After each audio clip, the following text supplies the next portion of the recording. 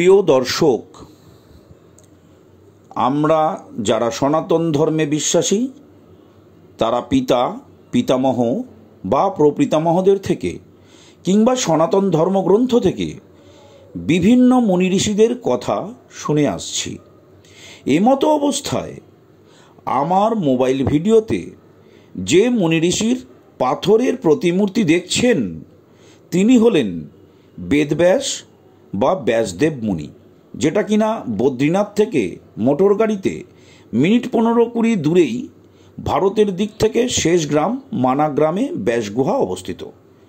এই গ্রামের পরেই রয়েছে তিব্বত। আর এই গাড়োয়াল হিমালয়ের ছোট্ট গ্রামের প্রাকৃতিক সৌন্দর্য আপনাকে মনমুগ্ধ করে তুলবে। কথিত আছে যে ভগবান গণেশ এখানে বসেই মহাকাব্য মহাভারত রচনা করেছিলেন। আর এই গ্রামেরই অনতি দূরেই সরস্বতী নদীর জন্ম বা উৎসস্থল, যার ফলে সরস্বতী নদী কল্লোলিত তার উচ্চ ধারায় গর্জনরত হয়ে বয়ে যাচ্ছিলেন। ফলে ভগবান গণেশের মহাভারত রচনার বিঘ্ন ঘটছিল।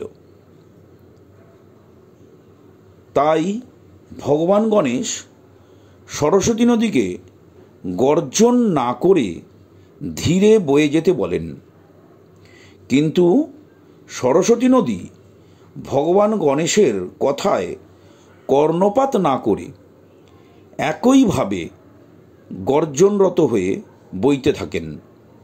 তাতে করে ভগবান গণেশ ক্রোধিত হয়ে সরস্বতী নদীকে অভিশাপ করেন যে তোমার এই জলরাশির কল্লোলিত কলরব আর কখনোই কেউ শুনতে পাবে না।